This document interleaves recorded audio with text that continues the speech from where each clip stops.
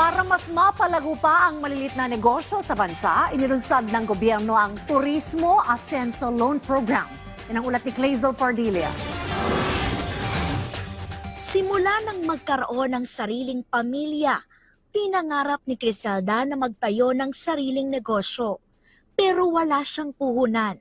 Kaya 2021, nang maglakas loob si Criselda na mangutang ng 100,000 pisong kapital sa Small Business Corporation ng pamahalaan para magbukas ng sariling travel and tours. If I will work in the regular schedule na 12-hour shift, walang magbabantay talaga dun sa anak ko. So, if I have my own business, at least I have my own time.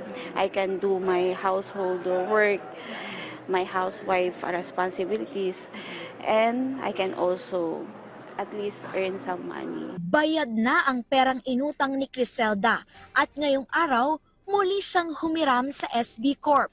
Mismong si Pangulong Ferdinand R. Marcos Jr. ang nag-abot ng pondo sa ilalim ng Turismo Ascenso Loan Program ng Department of Trade and Industry at Department of Tourism. Malaking tulong siya sa akin, sa aming business kasi aside from mag-expand yung business namin, we can also do other services.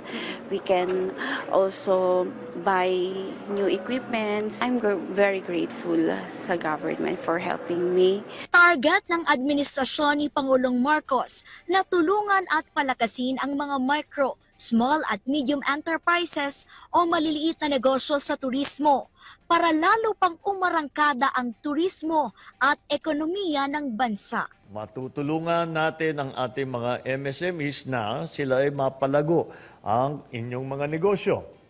Mapahusay ang kalidad ng serbisyo upang maipakita ang tatak ng ating ipinagmamalaki na Filipino hospitality. Higit sa lahat, makakapagbigay ng mas magandang kinabukasan para sa inyong pamilya at komunidad. Siyam na benepisyaryo ang nabigyan ng pautang ngayong araw mula Metro Manila at Calabarzon. Sa tulong ng Turismo Ascenso Loan Program, maaring humiram ng hanggang 20 milyong piso na may 1% buwanang interes na pwedeng bayaran sa loob ng 3 hanggang 5 taon. Kailangan lamang tiyakin na may business permit, government-issued ID, bank account at litrato ng negosyo. Ayon sa Presidente, pinadali ang mga requirement at inatasan din ng DOT at financing arm ng Trade and Industry Department na SB Corp na palawigin pa ang programa at tulungan ang mga nais magnegosyo nating mga kababayan sa pinakamalalayo at liblib na lugar. Clazel Pardilia para sa Pambansang TV sa Bagong Pilipinas.